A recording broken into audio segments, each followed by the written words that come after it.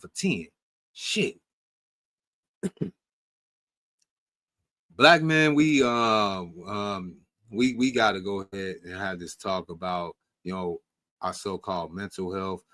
Last week, we seen the untimely demise of Young Noble of the Outlaws. You know, gone too soon at 47 years old. I don't know what kind of demons this man was facing or anything, but yeah, mental health, black men checking out early. You know, when I was coming up in the 90s and 2000s, Boys in the Hood was one of my favorite movies. Ironically, in the beginning of Boys in the Hood, it says that the average black man in America at that time period won't make it past the C21. And I was 5 years old when the movie came out. I was like, dang. I just learned how to count. I said, so I only got 16 more years to live? Yeah, that's why I was a little wild and rambunctious when I was a little younger and whatnot. Because I didn't think I was gonna live that long, but I was doing the shit that would make you die early on top of that. So I want to know better. Then now, you know, through so-called laws being put in place, locking up very dangerous criminals, I guess, healthier lifestyles and everything, we can make it to 30 now. That's the new measure. They say a lot of black people will make it over 30, especially with this drill culture and everything, which might be true. I ain't gonna lie. A lot of the drill rappers and people that involved in that kind of culture, a lot of them don't make it past 30. Hell, I'll say 35. A lot of them don't make it past 35. So we as black men, we gotta take more responsibility for our actions, our thoughts, who we keep around, who we need around, and such forth, because we all we got. I know some of you black men don't. Well, I don't like niggas. I'm gonna tell you like that. I salute to the black man. You know what I'm saying? Salute to the black man, but fuck you niggas. I try to go ahead, be open with that. I try to go ahead, trying to hold hands, trying to understand the niggas all my life. But no, niggas gonna do what niggas do. Some of them is too far gone, and they don't give a fuck. So I'm gonna have to leave some niggas where they stand. Period. So this is a black man channel. We might do some nigga-ish, but we not niggas over here, you know. If anybody got a problem with that, you know what I'm saying? Hold on. What arrow? Oh, motherfucker, be cool, man. Hey, chill, motherfucker, chill. Hey, y'all, so y'all fuck with us? Look, man, I ain't fuck with you, man. Motherfucker, you luck we don't throw your black ass off in this river like them crackers do down south. Look, I ain't do shit. Peace, my brother. Fuck, peace, motherfucker. What's your name and number? It's an evil world we live in. Yeah, I had to go ahead and introduce my new segues. I hope y'all want to say. Let me go ahead and play that again. You know how to get this from Belly too and put it on the dashboard. Fuck, peace, motherfucker. What's your name and number? I also got this one. Where that motherfucker go? Any of you taking this teaching playing with it. You teach me all my life that the white man is the devil. What the hell is that? Come on, You teach me my whole life that the white man is the devil. Now you tell me it's all right for him to come among us. Yeah, I had to get that shot to the hood server. I had to steal that from you, hood. I'm sorry. I needed that. I needed it. It's an evil world we live in. Yeah, I needed that too. Shout out to CGA, Sergeant Coach Greg Adams. I had to ball that and steal that too. You know what I'm saying? It is what it is. But y'all, I know y'all probably gonna take this from me. Peace, my brother. fuck, peace, motherfucker. What's your name and number? All right, let's get back into the show. Let's get back into the show. I was just effing around. Hold on. All right, black man. Let's go ahead and talk. We talking through it tonight. We're gonna talk through it.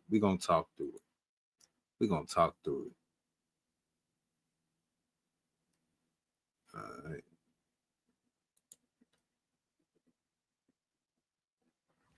What's up, family? Here are 8 signs that someone in your life. Ooh, wrong one. Yeah, we're gonna come back to Samantha, old Tyrese, Gold Post moving ex-wife and shit. We're gonna get back to her.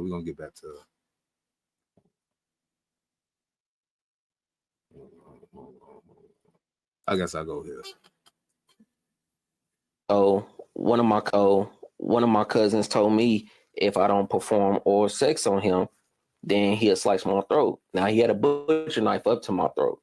And you're 11. I'm 11. And he's how old? So I'm gonna say I'm gonna give myself at least between probably 9, 10-ish, Okay. maybe 11. Because Okay. Terrence, you know, and I said my brother, man, I love him to death. Like he was there, and you know, he was asleep, and my other cousin had a pillow close to his face, and said, "If you don't do it, I'm gonna smother him to death, and we're gonna slice your throat." You know what I'm saying? So now when I think about it, I said, man, you know what the young folks say, and I laugh about it, bro. Like, because God has delivered me, you know, my heart's not like tough with them no more. But I said I had to take one for the team to save my brothers. That's fucked up. So That's fucked up. So if you didn't catch what he had just said, he was basically abused by his own cousins, by his own so-called, you know, that family shit. You know, we gonna have to re-examine that family shit. I mean, I love my family, but some people in my family too, bro. You know what I'm saying? It is what it is. I know everybody's family ain't perfect, but damn. When is in the black community we gonna hold these so-called creeps and perverts accountable though? That's my thing. That's my thing. Hold on, man. What the fuck?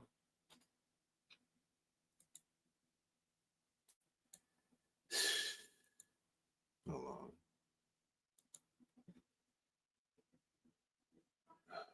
This damn thing tweaking too. Stop scrolling. All right. You know, we got a lot of sick people in this world, you know what I'm saying? And we as black men, we gotta hold ourselves accountable. You know, now I kind of feel bad for homie, but he supposed to fuck his cousins up the next day or something. Told his bro, like, man, we gotta knock these niggas out, something, bro. You know, these niggas is not right. These niggas are not right. Period. Fucking sickos. But black men, we really going through it though, man. We really going through it. Even the YN's going through it. Yep.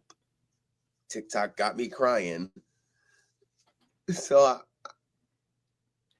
I was watching a video, and in the search bar, I saw black men talking through it.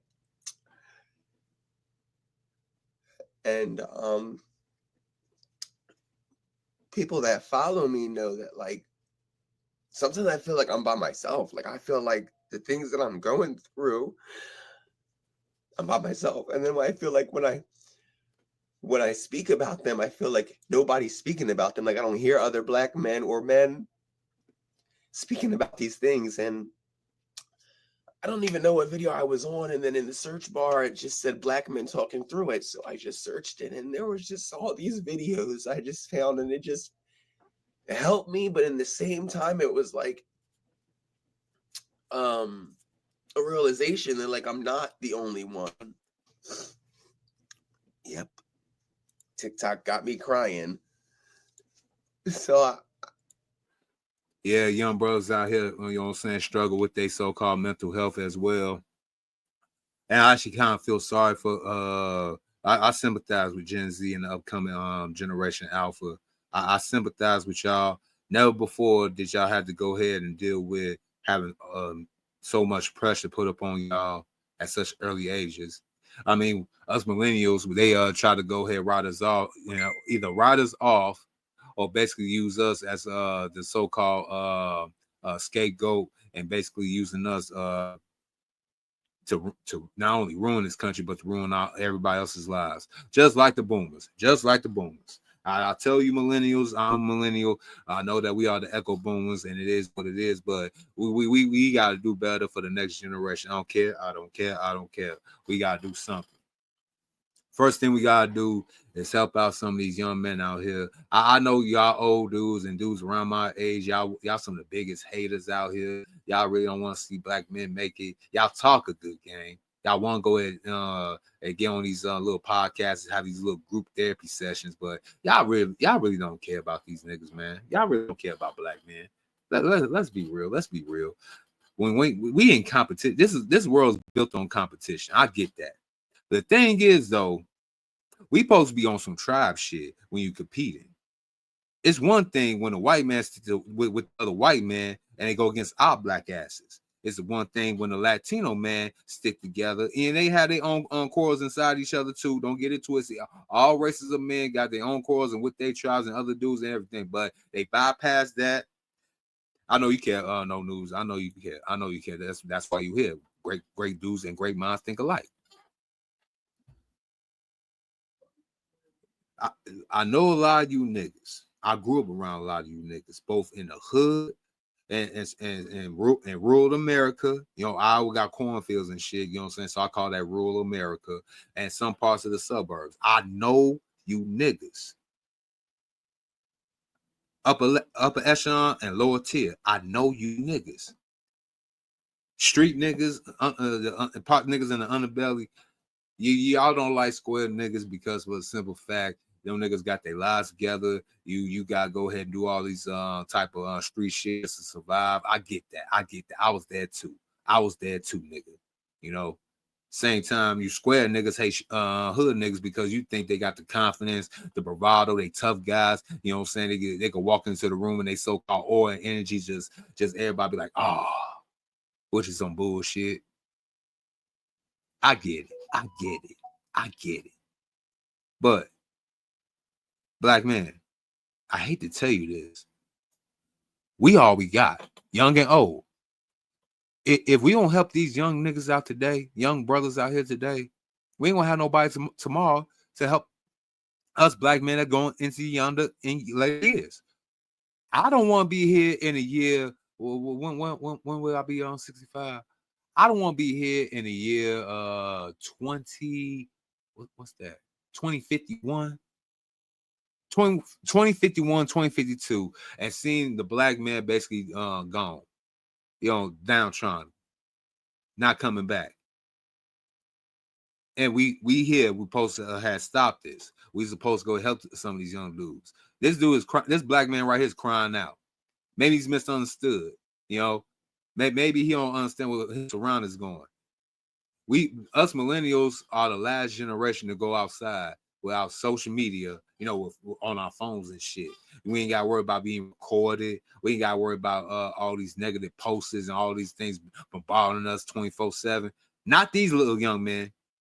These young men literally come out the womb, all on the internet, being programmed.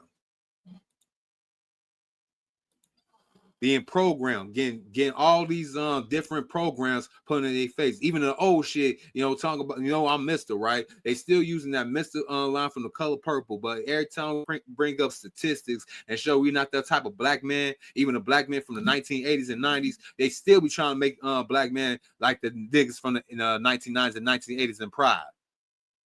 Using Gen Z. Gen Z ain't even did shit to y'all motherfuckers.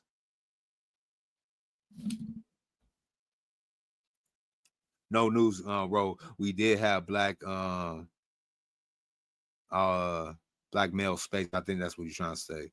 Black male spaces. Yeah. And it got hijacked by the simps who don't want to allow the females into our so-called bigs. Now we ain't got no safe spaces. But guess what? Oh, you mean to say we have black? Yeah, we have Black Planet. Yeah, we have Black Planet, MySpace, all that. Yeah. Yeah. But it wasn't like what it is today. It wasn't like this as it is today.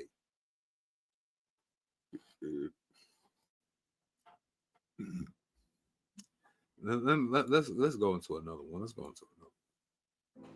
Man, men out here are struggling. They're struggling big time with knowing who they are, trying to become who they need to be as a husband.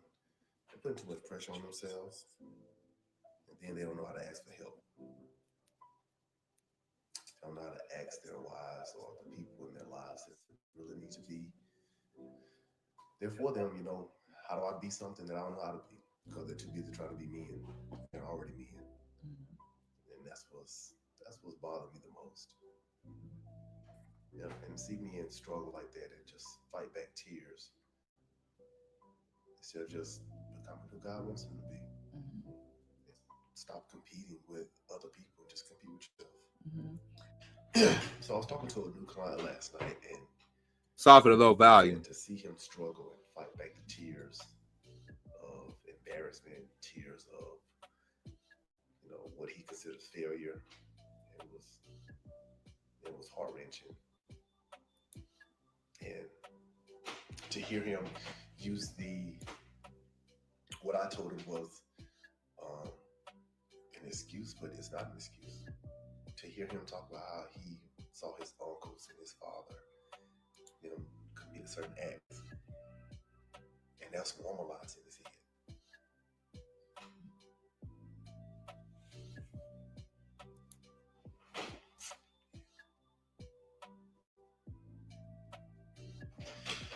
But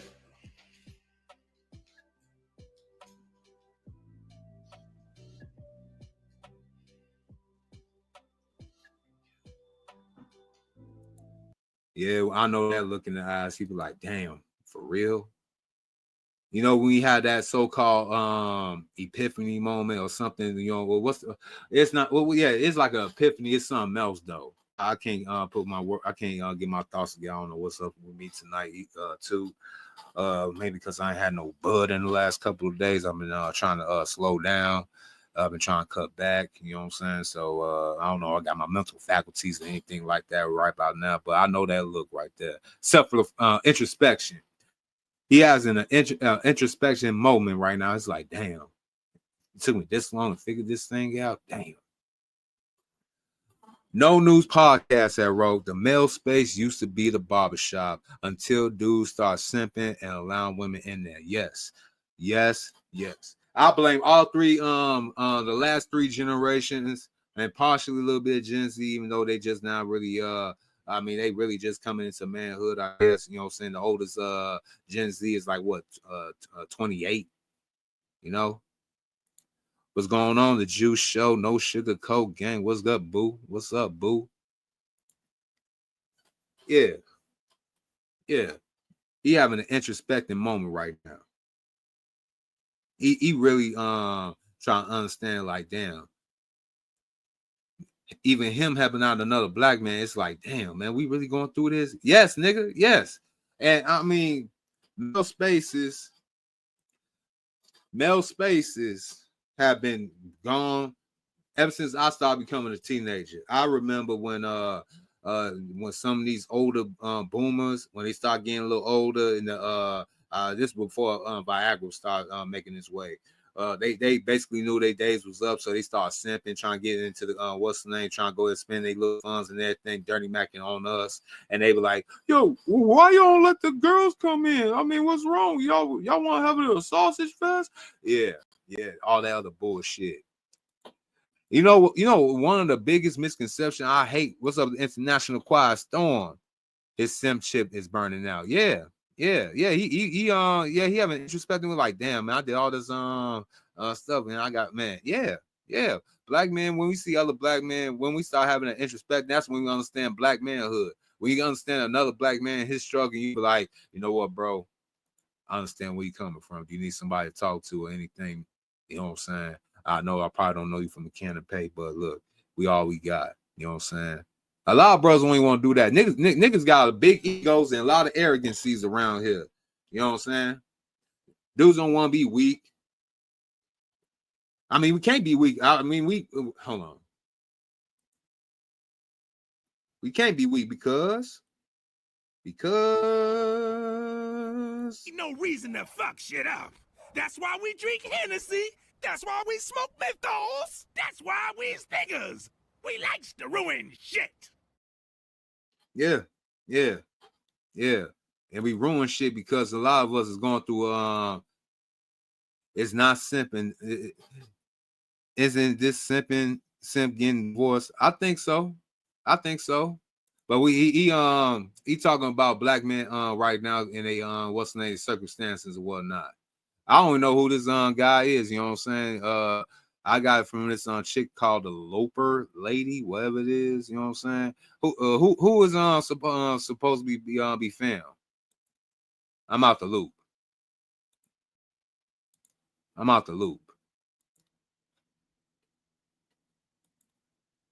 But let's continue.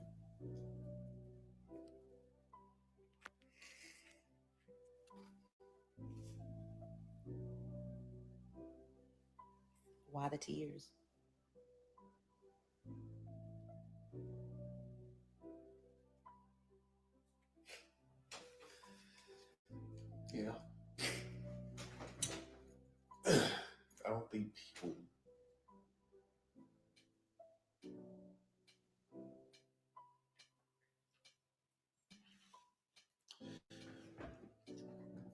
don't think people really understand how hard the struggle is.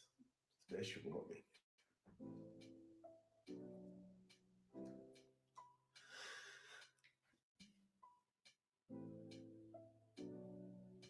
Yeah.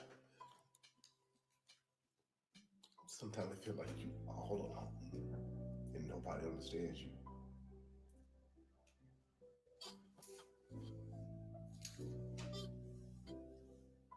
All right, man, you crying a little bit too much, bro. I know you're trying to sell it. Come on. I relate. And the words that do any justice when it comes to telling men how they should act.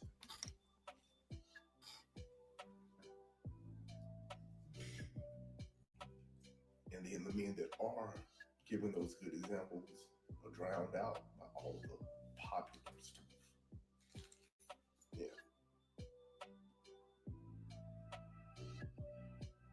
And then when good men do prevail, they're always accused of being something that's just trying to be different than what the world has told them they could be. But I'm gonna stand on my ground. I know where I come from. I know what I've been through. We're gonna talk about Tyler Perry too. To give me hope.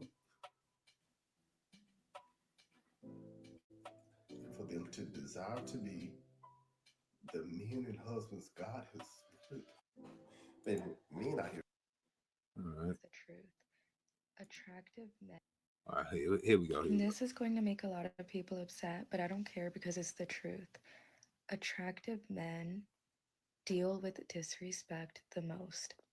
Other men and women. With women, because they don't know how to act around a man who's attractive and happens to be a good guy. Now, with other men, they get jealous of the attention that this guy gets because he doesn't Bingo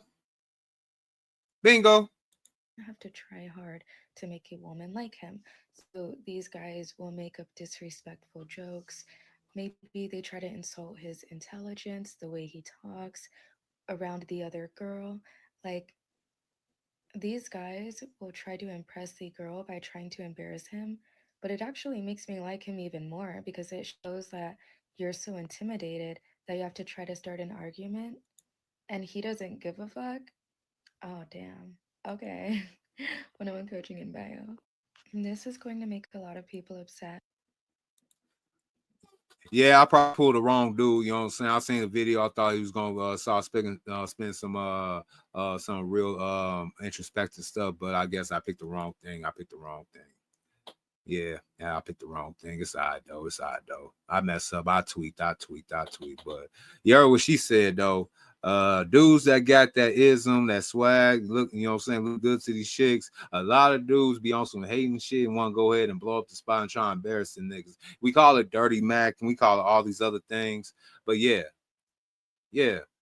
That shit got died too. Niggas, you know what I'm saying? Back in the day, you ain't never you supposed to try to dirty Mac another man, especially if you trying to go ahead and get to a chick. Y'all niggas in the 90s, and I got blamed the Gen X's, boomers and Gen X's on this one. Y'all love the cop block. Y'all love to go ahead and throw a man under the bus and think you gonna look good to the chick. Nah. Unfortunately, millennials, the millennial chicks, they like that shit. They love dudes, you know what I'm saying, trying to compete for their so-called attention, even if it means to embarrass another dude or put another nigga on blast. They love that shit. And Gen Z chicks too. Yeah, they love that shit. They love that. You know what I'm saying?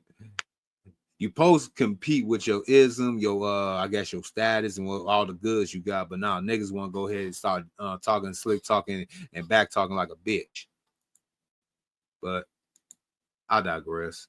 Let's get into this. No, I ain't gonna bring that up yet. We gonna talk about the Tyler Perry thing. What do I want to go to? Oh yeah. Let's go ahead and talk about cookie jar. Oh yeah, I got a little supernatural episode on Thursday. I'm doing a burnt notice. Y'all come in. We gonna go to take a tour through hell. Yeah, we're going to hell first. Hold on.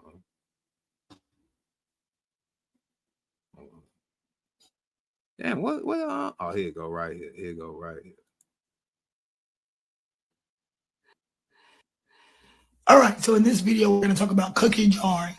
We're going to talk about what it is and how you can find out if you're dating someone if you're being cookie jarred. So, cookie jarring happens when an individual pursues a relationship.